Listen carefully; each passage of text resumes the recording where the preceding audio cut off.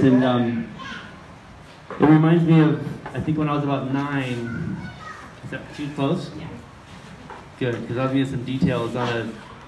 There used to be these tents right here. Phil Bondi used to have these huge parties here back when we were kids, and I remember like playing spin the bottle in one of those tents with Haena, and she's here, and some of the others. I always out her with that story. I think Wendy Pike might have been there, and so if I drift off, that's where I am. I'm like back to that. It was kind of the highlight of my life. Once again, my name is Joel Guy. I'm the current president of the Haena Community Association. Truly an honor to say that. I just want to start out by thanking Bo and Polly Phillips. You guys have just been amazing in putting this together.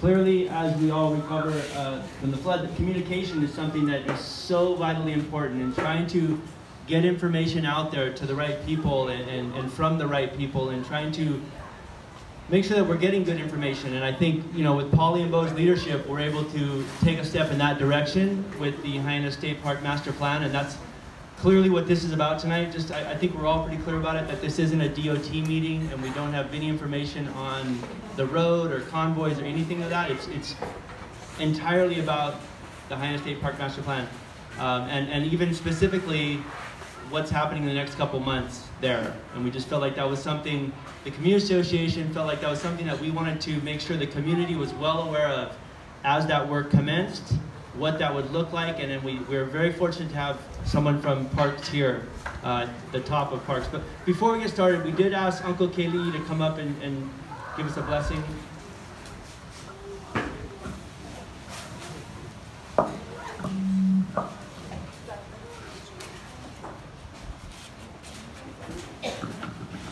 Hello everybody. So nice to see all our faces out here. And we're here for a good reason, to take care of Aina here. And I'd like to say a pulley for all of us here, and for those that have not reached this destination now. So let us bow our heads in prayer. Our Heavenly Father, we thank you for this honor and opportunity to bring our ohana, our friends, whoever you have blessed to be here today. We thank you for the power and the glory that you bring among us to be here for our place, Lord. Yes, we all over this world we have problems, Lord. But we as ohana from this area here, Lord, we love our place. And we thank you for the people that we have to help and take care of a place for us. Give us the guidance, the love. This is for our keikis, our mo'opunas, and all to come, Lord, to enjoy this place.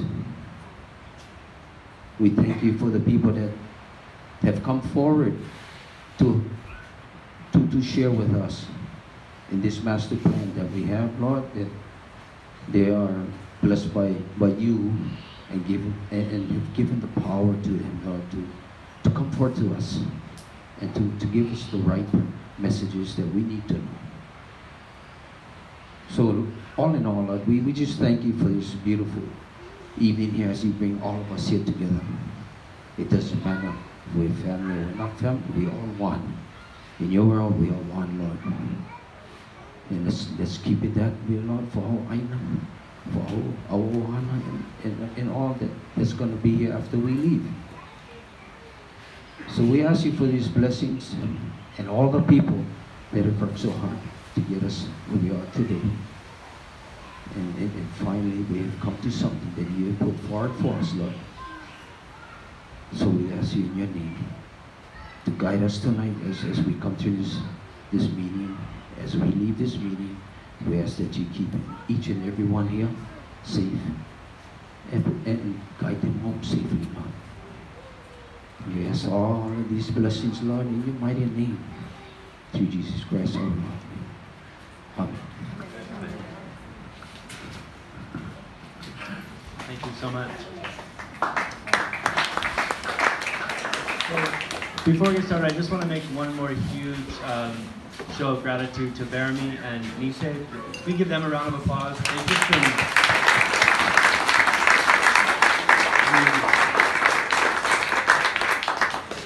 clearly the flood brought out some extreme, showed so many amazing leaders, and those two have been just huge backbones in this community, so we're really fortunate to have them.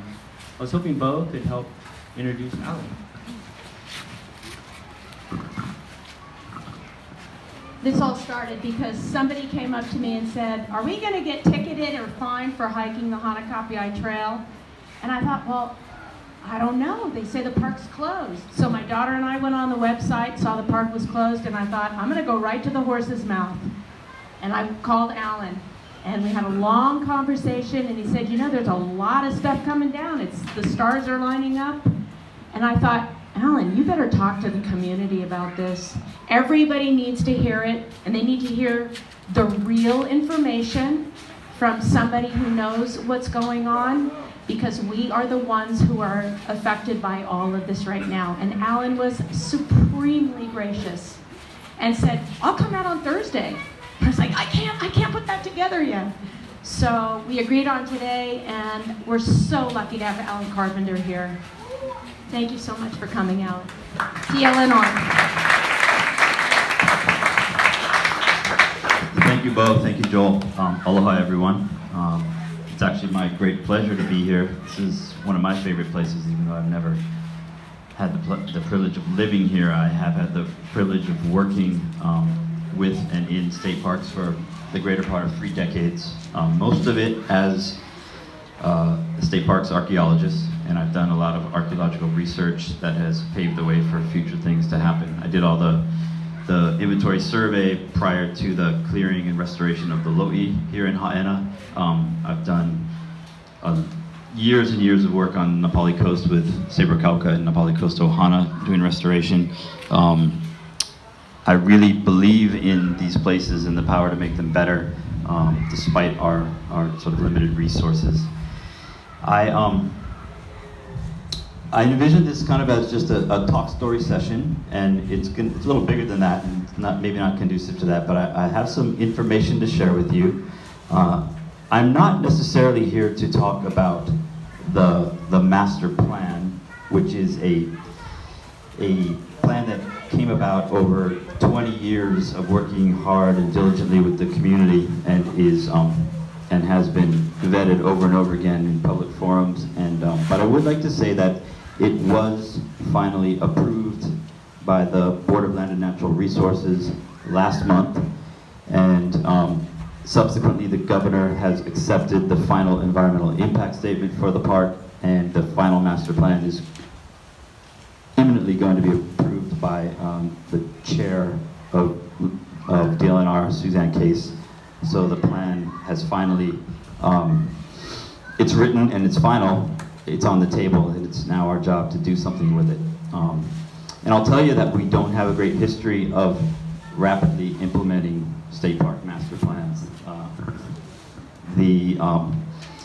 That's usually just the beginning, and then it takes years and years of design and rallying for funding and then construction. And this plan would have been no different if not for this crisis disaster that kind of wiped everything clean, gave us this clean slate. It also created an unprecedented, immense opportunity to do something quickly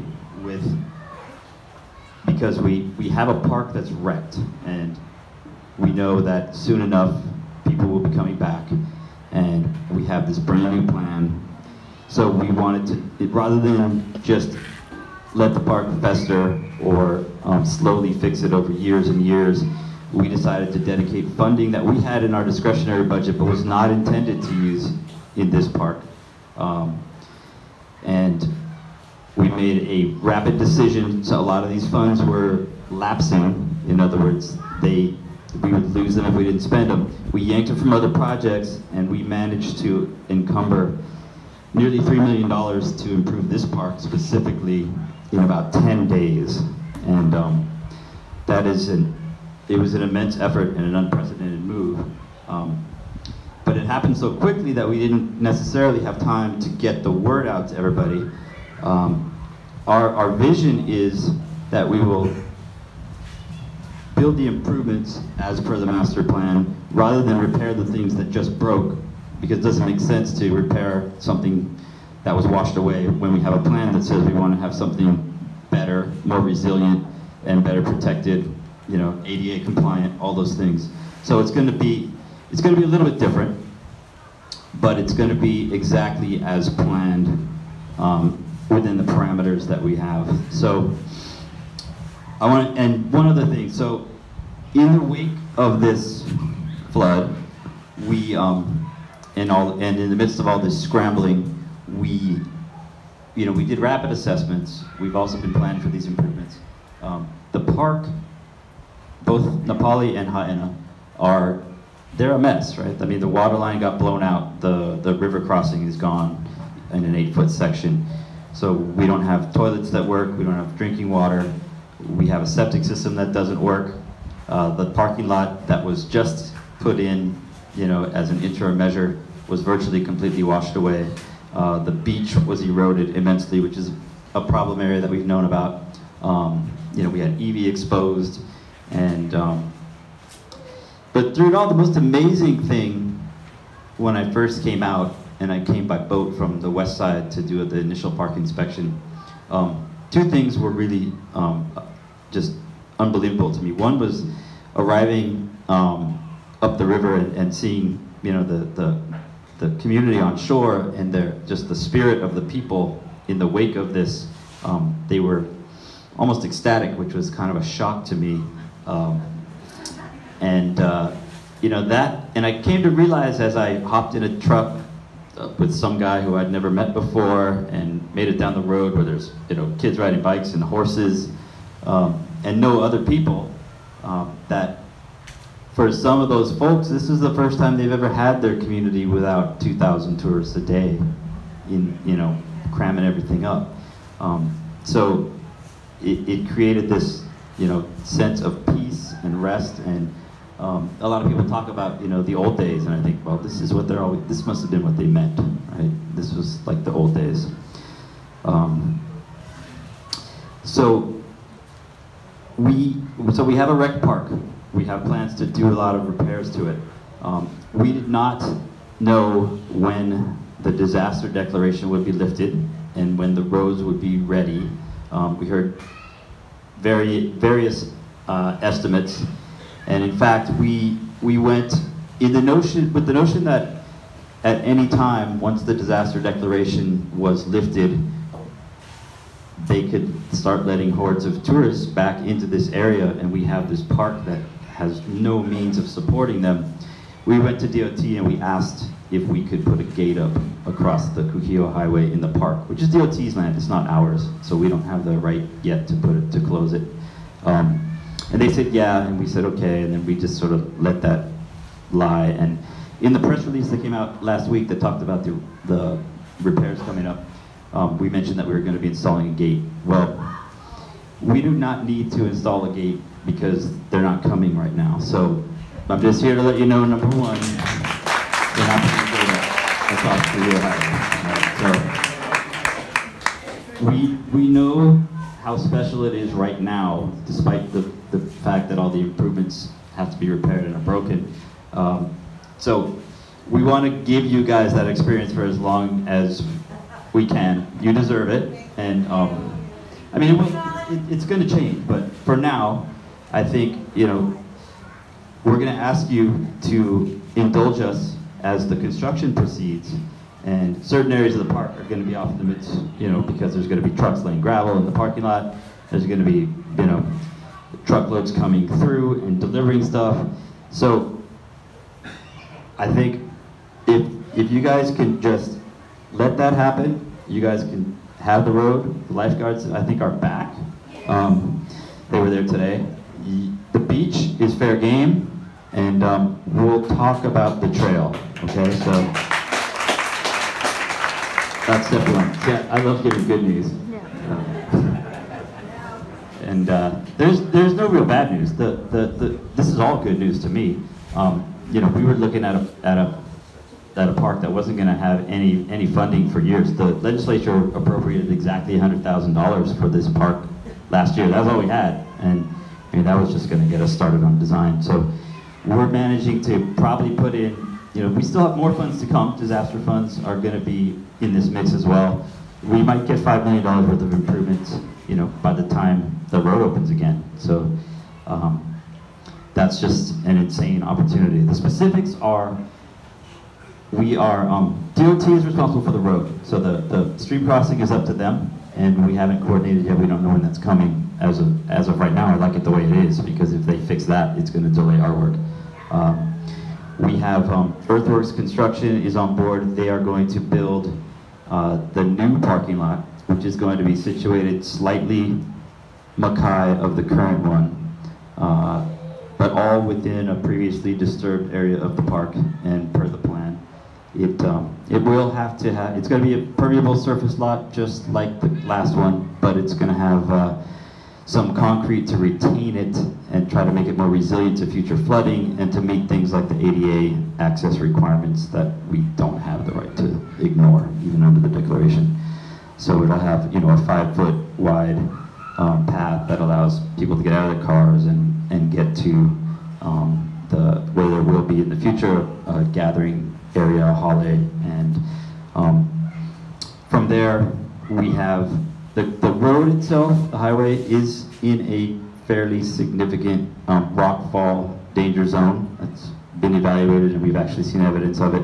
So our plan called for trying to get most of the pedestrian traffic makai of that zone. And the way to do that, and through working with the Hui, we're having a trail that's going to go through the most Mauka bank of the Loi. It's actually going to be kind of an interesting and a nice educational experience as well. And so there's going to be a new pathway that leads to KA from the parking lot. That's going to be more, not on the highway, it's going to be through the Loi and then through the high forest and behind the beach.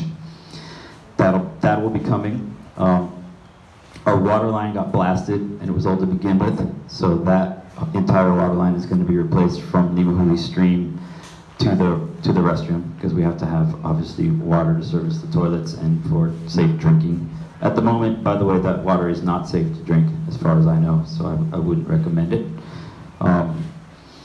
Our septic system, which was a unique constructed wetland to try and use a natural process to treat water to a greater quality, was completely wiped out, so that has to be repaired.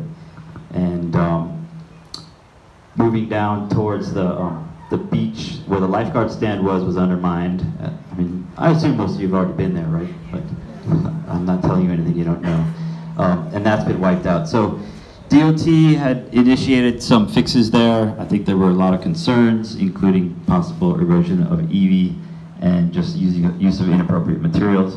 Also, that's a really, really vulnerable spot, and we've seen it flood out multiple times and it constantly gets blasted. So I think we need to sort of put the reins on that one and come up with a better solution that's more resilient to flooding, some kind of a drainage solution that's more permanent.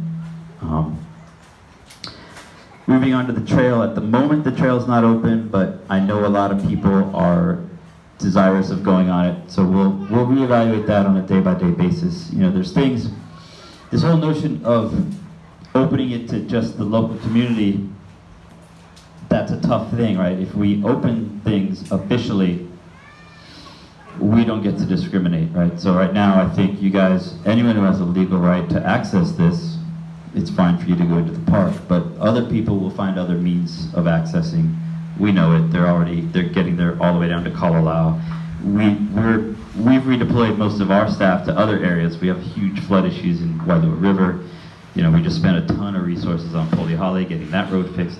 So we don't really have boots on the ground up here to manage people in the park. And it might seem like we never have people. We actually do, though. We have people intermittently, and we did have a permanent ranger at Haena who she took another position, so she's not there at the moment. So we're understaffed.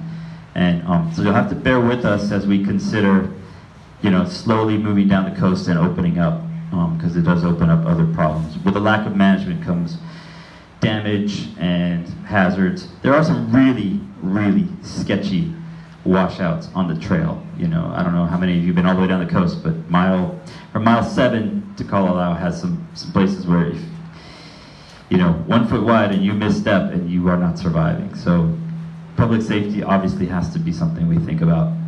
We're not just being arbitrary about these closures. We would like to time repairs of the trail to sort of match the time when we think we're going to open the park. At the moment, our schedule goes through November, right? So I don't know if the road's going to open before the park does. And back to the issue of the gate, if that road opens before the park's ready, at that time we may have to put in a gate just to hold back the masses, not necessarily to close the park. I just want to be clear about that. And in the long term, our master plan does call for a gate, which is part of our whole notion of limiting parking, not having 300 cars a day, but having 100, and incentivizing the shuttle. That's basically considered one of the greater transportation solutions to address the entire North Shore corridor. And we're engaged in discussions with the county and other agencies working on that as well.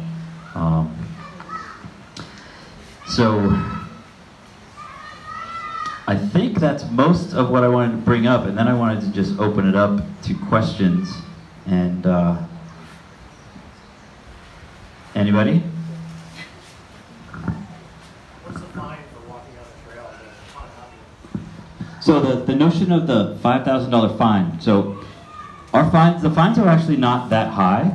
I think it's like $250 to $500, something like that. Judges are actually usually kind of lenient. I believe there's a greater fine if you're caught in a closed area under a disaster declaration. So the notion of what the fine is, and I don't think, we're not asking for any special fines right now. We're not even asking for our enforcement officers to fine people if they're at KA, despite the closure. The only one who can impose a fine is a judge, right? So there's a schedule, you have to go to court. And so what that fine is up to them. And I think it obviously would depend on the situation. We don't want folks trying to bypass the closure with backpacks and heading to Kalalau, because that could potentially lead to, you know, resource degradation and hazards, people getting hurt and having to get rescued, etc. But as far as I know, only one person has received a fine or a citation for being beyond Haena State. Just one since the flood. Alan, can I say something?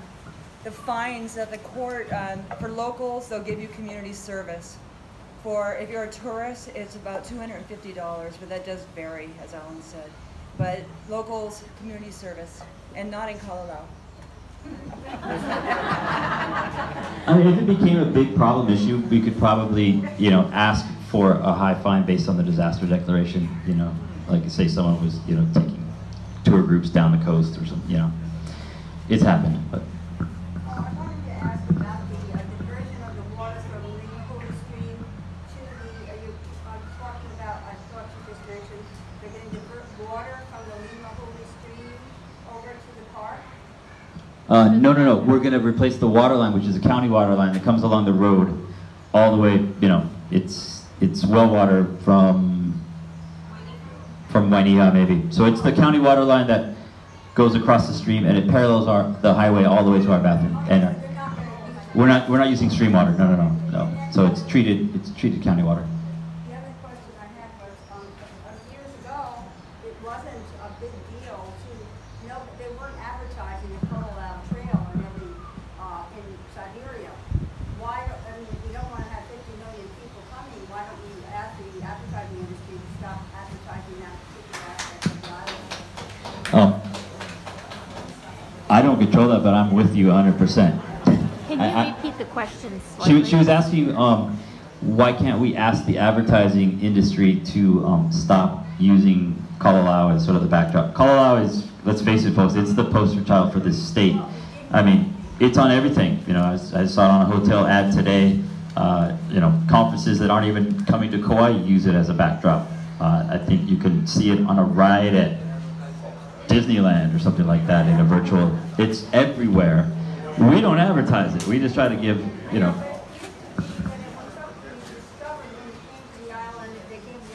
Someone will tell you and then they might come, but now they're coming here just to go there and they come the cat's out of the bag on Kala'au, no question. So I mean, it's stunningly beautiful, right? And we all realize, I know why people use it. I don't have the power to stop them, but we do try to, at least when people show inappropriate activities or folks doing stuff in out of bounds areas, we can control what we allow people to do in them, like for advertising and the film industry. We say no to the film industry all the time, and we will keep doing so. Yes. I was wondering, is any of the money that you got appropriated for clearing all the invasives from KA in that park area? Money for clearing invasives, not specifically, no. The master plan does call for it. We are, okay, so there's one more aspect that is going to occur. There's going to be some removal of non-native trees along the beachfront that are kind of hazardous. The plan calls for dune restoration, which is a very generic term, but essentially it would be removing non-natives and replacing with natives. And that will have to come down the road. I'm talking about along the roadways, because that whole area needs to be cleaned up. You know, I'm over the caution tape. Yeah. It's a historical corridor. It looks like shit. It needs to be cleaned up. And we have a community, everybody knows how to use chainsaws and stuff. So, you know, we can be a work together thing, but you just need the trucks to haul that cuttings out.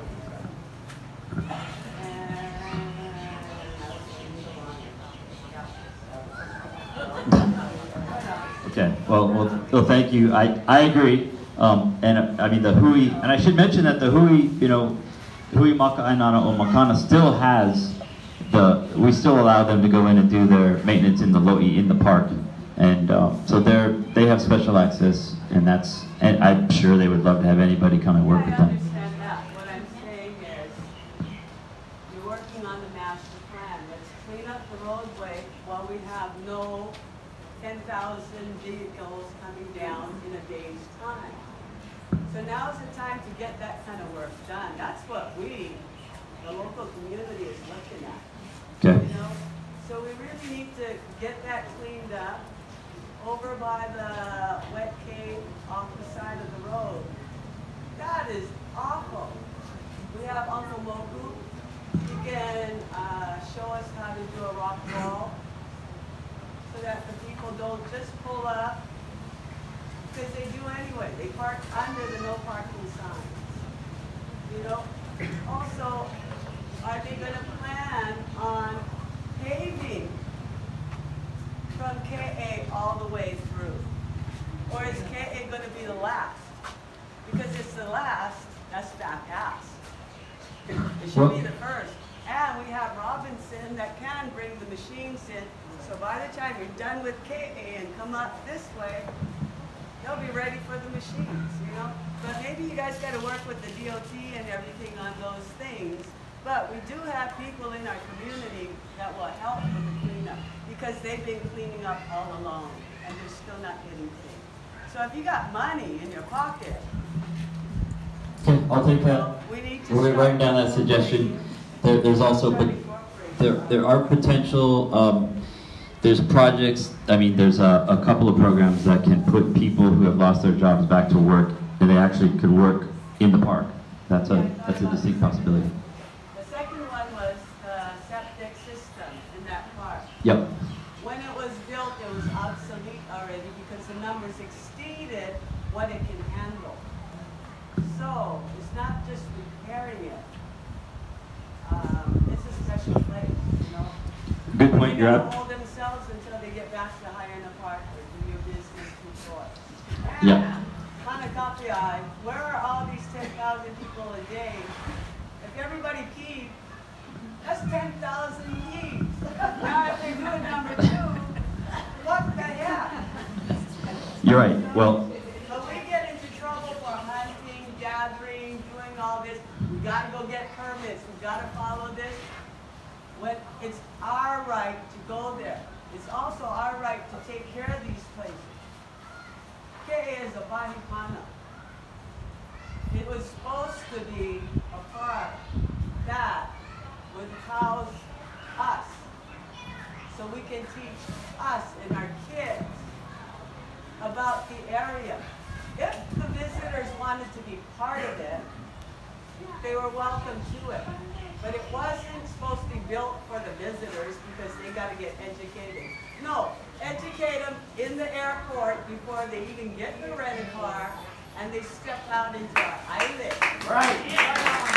They're going off on places that we don't go. That's Hawaiian. Blows my mind. I absolutely agree with you, and I. Policing us, but not all these others. Why? Because it's the visitor industry.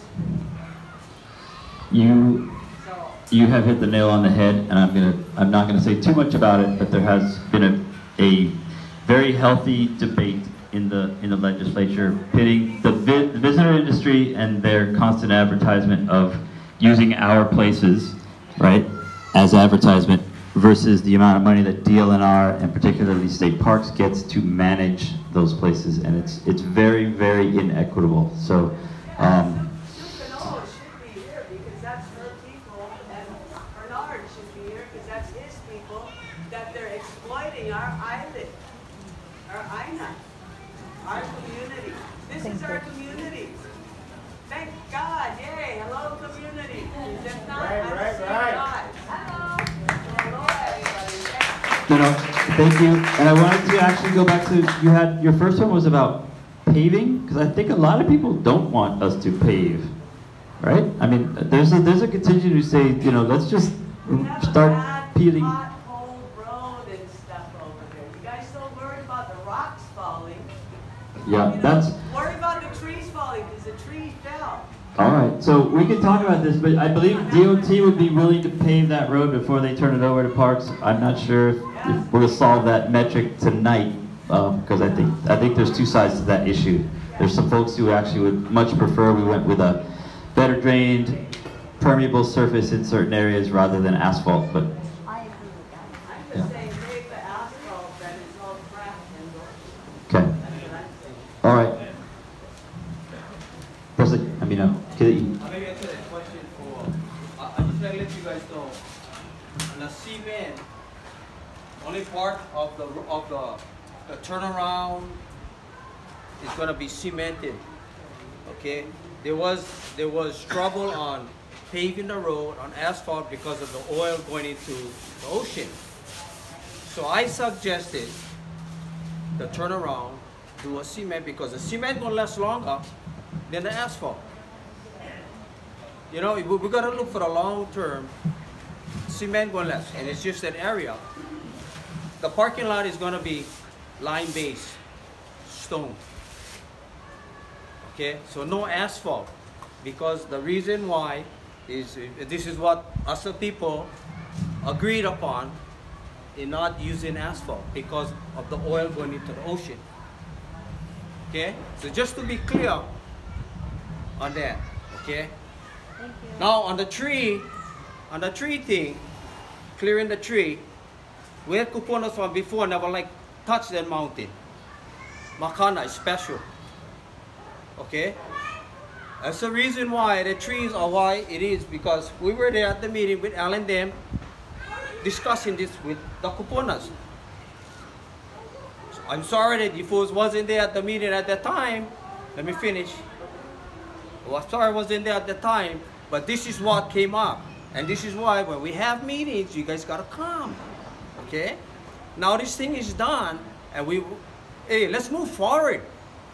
We're gonna get time. We're not gonna throw this thing away. We get time for go fix all this kind of stuff. But let's get off what we stop. We 3,000 people going to Kalalau every day? Okay, so what? What we do? Right? Keep that in your guys' mind.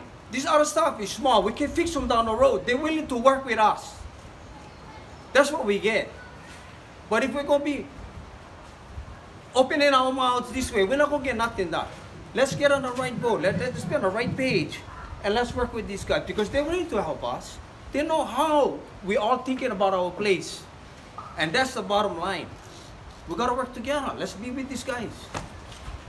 Okay?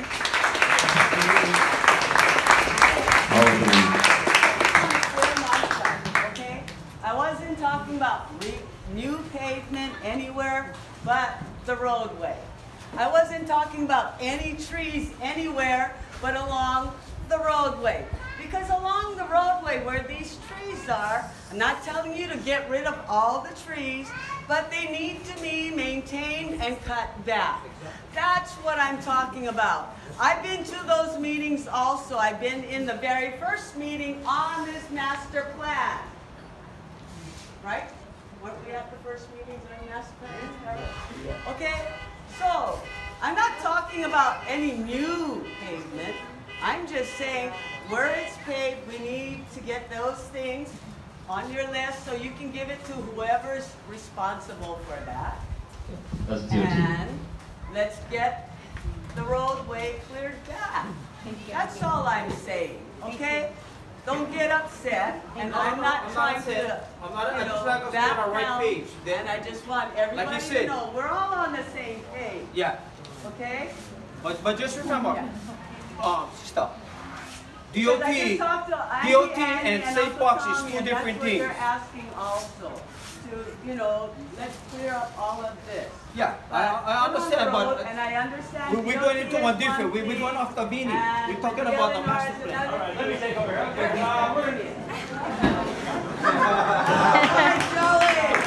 right, Sometimes you gotta put the hammer down. So you folks are part of the restrooms down there? The restrooms? Yeah. The restrooms run to us.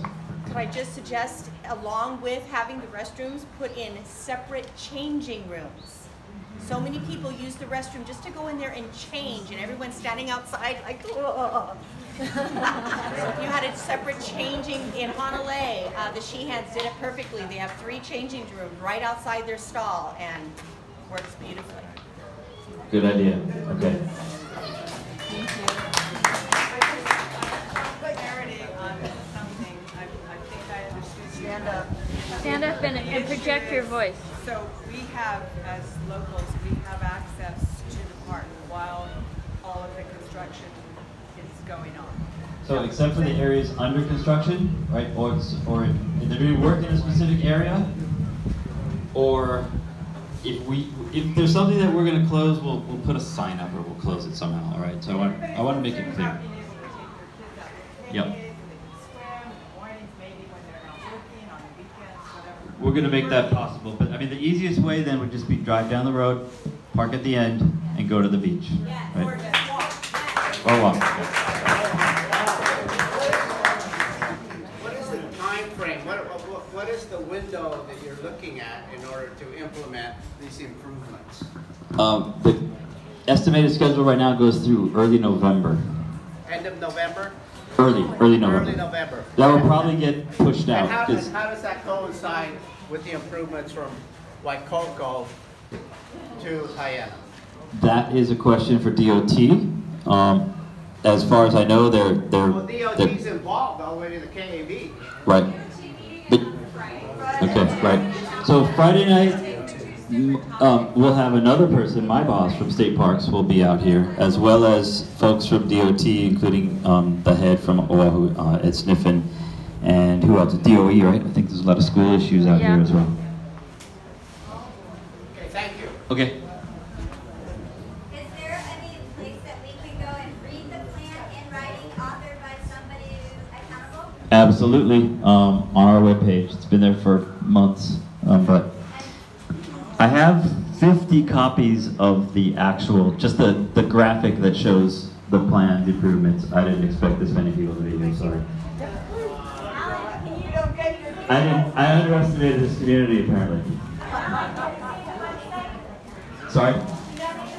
The State Parks website, the Haena State Park page, I believe it is www.hawaii.gov/DLNR/DSP. You get that far, you can find Haena, but it's, and yeah.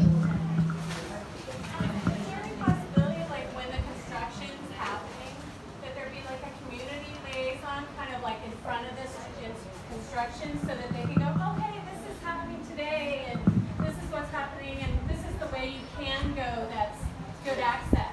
So based on the just discussions I've had with our own community advisory committee and individuals from there and the Hui, I plan on trying to coordinate with the contractor at least weekly and try to send out something at the end of each week saying, hey, this is what's coming up next week. So is there, I mean, if we could somehow disseminate that to a larger group, I think that would be ideal, yeah.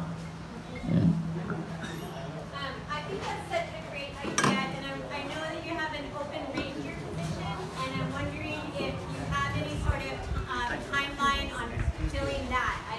And also, I just want to put a plug out, there's a lot of unemployed people in our community right now, or people who can't get to their jobs.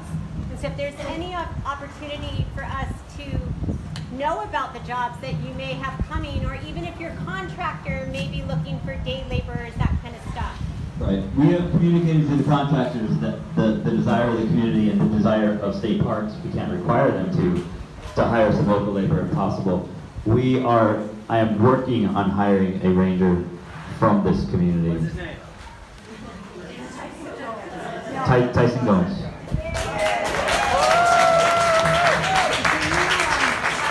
you have a main website that do you have a main posting place where anybody in the community can go to your address and find out the information? Do you have a main website where people can find out the all information? the information, whether it's jobs, whether it's what's happening, all in one spot. They aren't, it's not that coordinated. I mean, I have all the information about the Haena master planning process on our parks page, but jobs are generally, it's a separate division. Occasionally, if it's something that's, really pertinent, we can put an announcement on our page. It's rare though. I would like to let you know that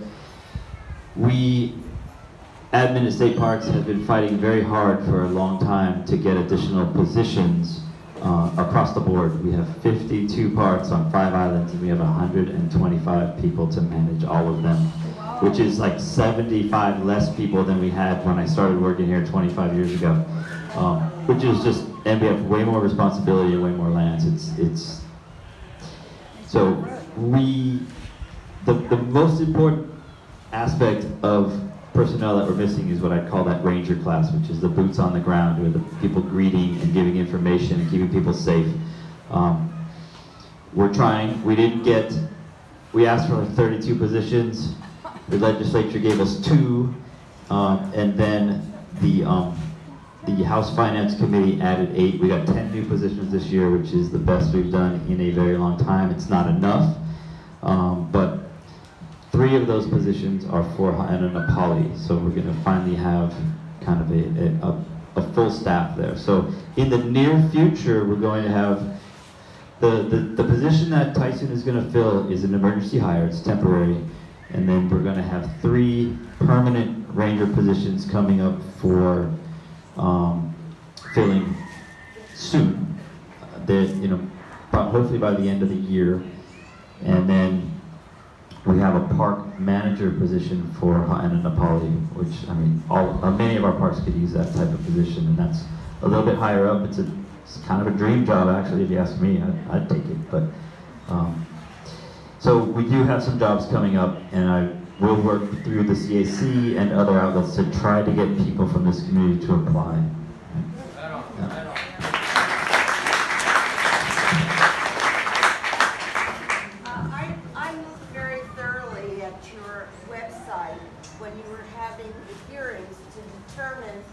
Whether this plan should be approved.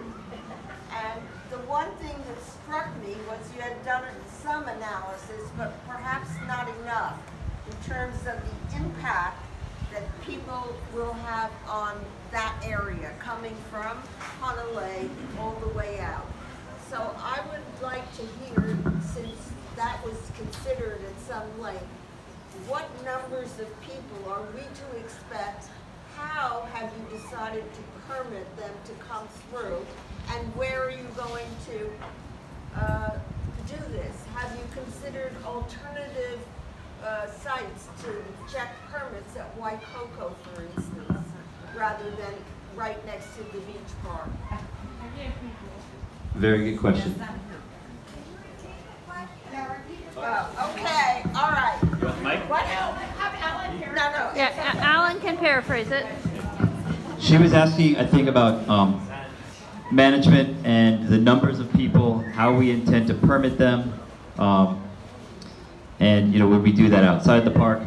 The short answer is we're evaluating a number of options, but our plan calls for reducing the numbers from over 2,000 a day peak to a targeted number of 900 a day. So less than 50% of what was allowed in before. The only way to do that, of course, is through a reservation system. And though we had intended, or we thought we would have a lot more time to implement such a system than this situation has created, we're still gonna try. So we're working on several potential management schemes, but either in the near term and definitely in the midterm, there's going to be a system that requires you to get an advance reservation, and you're going to have to either have your parking space paid for and reserved, or you're going to have a reserved ticket to get in via shuttle, and that's really the only way we can control it. How much revenue do you expect to generate as a result of this? It's not. Put the question in there, revenue. Yeah, the question is how much revenue do we intend to generate from this? I don't think this is really going to be a massive revenue generator, because you're going to have to pay the cost of managing all those people when they arrive. You're going to have to pay the cost of creating that reservation system. It's more about that, using that as a means to control the number of people who come and their behavior, right? So it depends, and it depends very much on whether we raise our fees. Our fees are just way too low. We charge across the board $1 per person for an entry to a park anywhere in the state, and $5 per car. That's criminal, right? I mean, and we don't charge locals. This is just visitors, and they're used to paying far more. I don't know, because this is somewhat of a federal operation, the Haena State Beach Park and the Kauai Trail. I have a lifetime federal thing to pass, which I got with the lighthouse in Kilauea. Will people have an opportunity to do that? This is not federal. This is state. There's nothing federal about it. And the feds charge everybody, right? So we're not charging local residents. So the pass doesn't make a lot of sense for the one-time visitor. If you don't happen to live right in this community, but you want to come down here and you come down here all the time to see your friends, are you going to be allowed to do that? Say that again, sorry? I said if you don't live in this community, you live in Honolulu or Princeville, and you want to come down and see your friends, you're going to have to make a reservation? No, are you talking about the community? We're talking about just the park. Okay. Just the park, right? I'm thinking, come on, folks. Although I think I need a reservation to get out of here tonight. I might be spending the night. Can you tell me, you mentioned a shuttle. What's the shuttle? The shuttle. You're asking, Yeah, what is the shuttle? Yeah, what's a shuttle? What is the shuttle? Well, that's a loaded question. Joel, you want to take that? The shuttle has been proposed for a long time as a means of getting people out of their cars and from point A to point B and many points in between, from Princeville, actually I think now Kilauea, all the way to the end of the road at Haena. And we're proposing that to mitigate all the traffic crush and the numbers of people down there illegally parking, that, if you have an advance reservation, then you got a spot. Otherwise, if you want to go there, you can drive down there and they'll tell you to turn around and go away. But if you really want to guarantee it, get on the shuttle, right? And just to alleviate all the parking and traffic problems. The shuttle is absolutely in the works with many models. I've got a meeting on it tomorrow. It's really a county initiative. We are building the shuttle turnaround in the park to be integrated into it. I really hope that State Parks does not have to manage a shuttle system where 99% of the shuttle operates outside of our park. We will be a partner in it potentially, but I don't think we're going to be running it. So I'm not necessarily the most qualified person to answer the question on the show. So what you're proposing, or what whoever's proposing, is a shuttle just to get into the park, not to go to One means of getting into the park, but I think the shuttle is envisioned as a traffic solution for the entire North Shore corridor. And how is that a solution? Tunnels, bukas, everything? Or takes 15 people. One vehicle. Hi, I'm really sorry to interrupt. I know that there's a lot of questions that we all have about a lot of issues, and it's really hard to get information these days. So I recognize that there's a need for these conversations to happen, but I'm a little concerned that while we have Alan's attention and time, if we could try to focus first our discussion on the emergency repairs.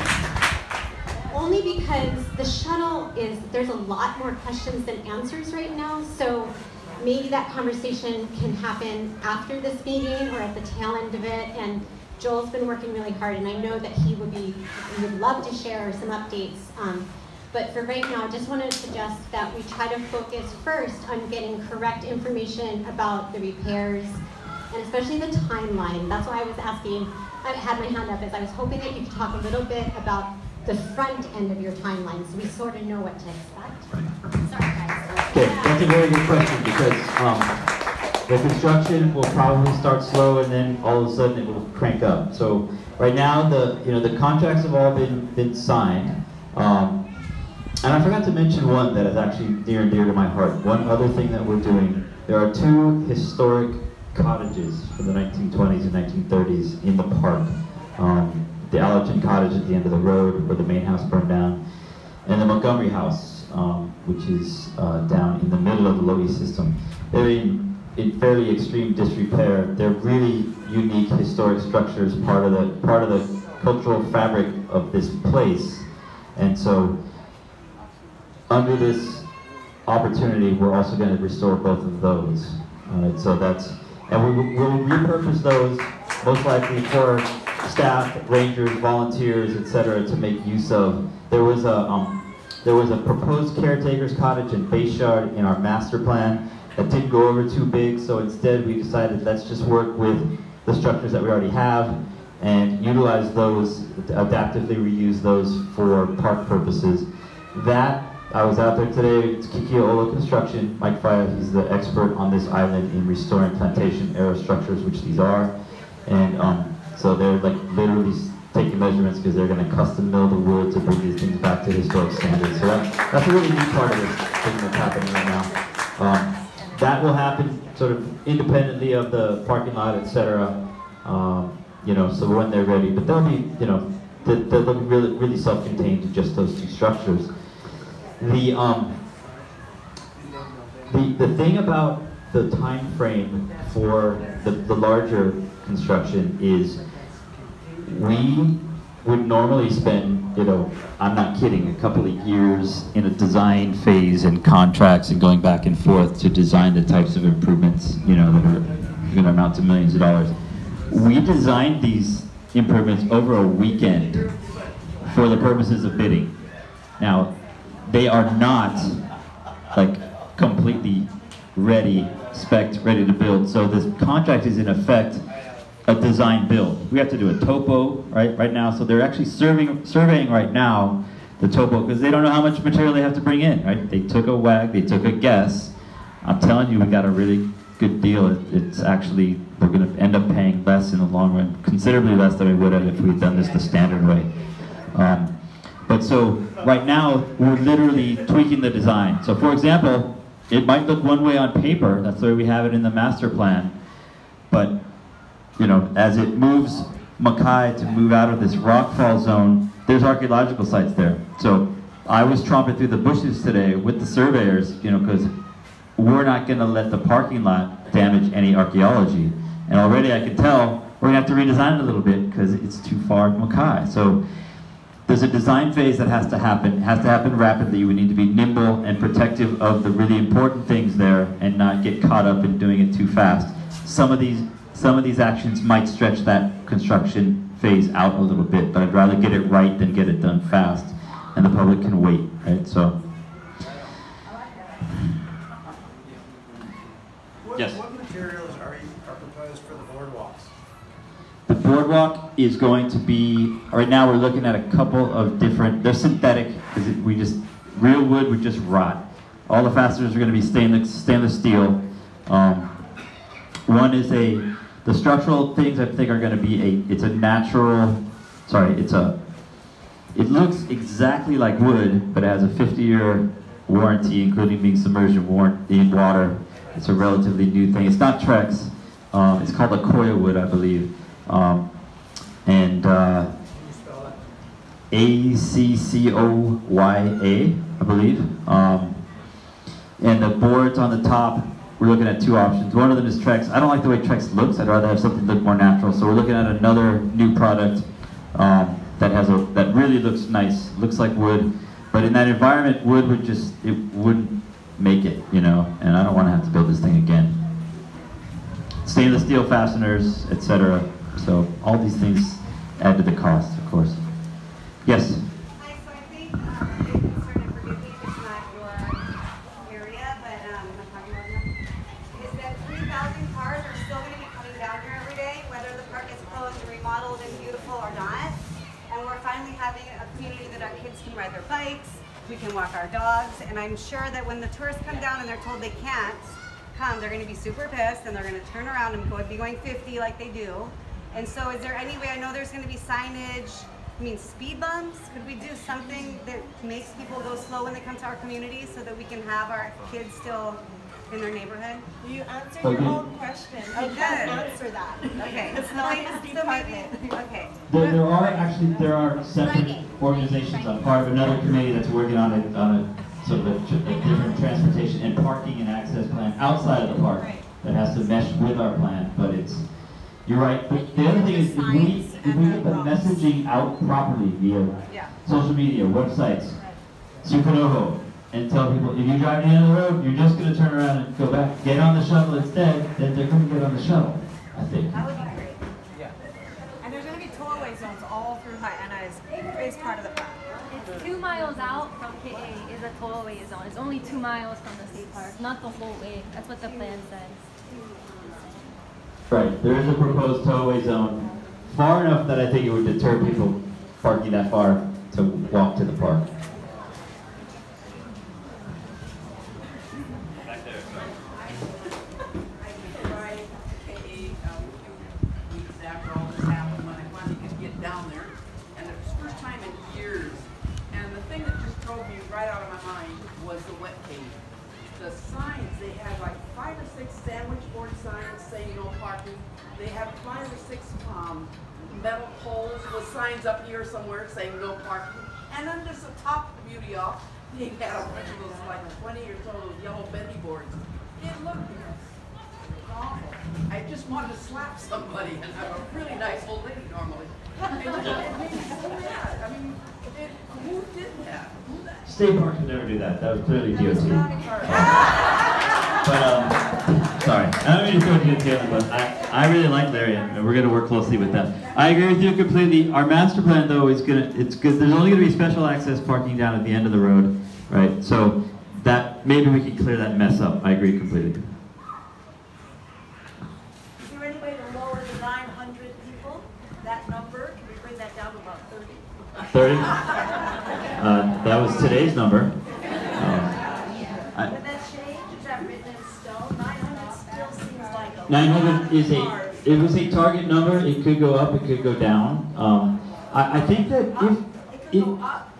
if we, that's a target number. And I think that when we start having people come back and we look at what the shuttle capacity is, I think the number is likely to be lower.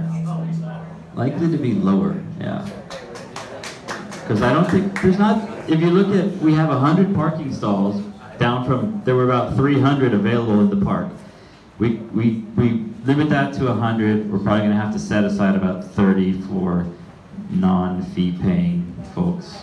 And non-fee paying folks. And that leaves about 70 parking spaces, maybe, we might have 1 or 2 turnovers a day. That's not a lot of parking available. And then if we have like 4 shuttles, it's gonna take a long time to even achieve that 900 number. So, but via the means we propose, that all is predicated on us having the management in place, and it's coming quick. So there will be some growing pains, I guarantee it. But we're committed to working it out until we get a system that works. Once you start construction or implementing the improvements on the park, what are the restrictions for residents to be able to use the park? I think we've kind of gone over that. We're gonna, go down the road. If there's an aspect of construction that requires us to close the piece of the park temporarily, we'll announce it and have signs. But if you're talking about during the construction period, head on down, go down the highway, go to the beach, go to Cold Pond, It'll be closed entirely? What's that? It'll be closed entirely? I don't think it's going to have to be. And I made sure, I talked to the contractor directly today about that, because I wanted to be sure, and he says he thinks they can just secure it at the current parking lot, and they won't, other than traffic going to and from, which may, if there's a really big day or two, maybe, but no, I don't see us having to close it. I'm sorry, when you say this is an announcement, does that mean by public radio, or how are you? Have a press release. We would do a press release, which would then it goes to all the outlets. It'll be in the Garden Island. It'll be whoever the normal people who get press releases from DLNR, KKCR, radio. They get our press releases. Yeah, they're on our distribution list. It'd be up to them to hang it up there, but it would be on our website as well. Yes, Carl.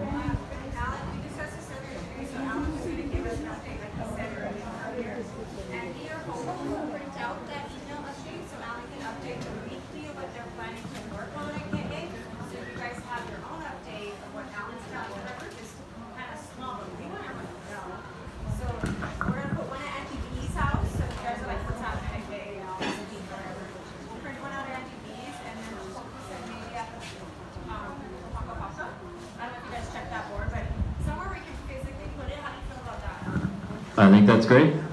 Can you repeat I can it? come deliver some.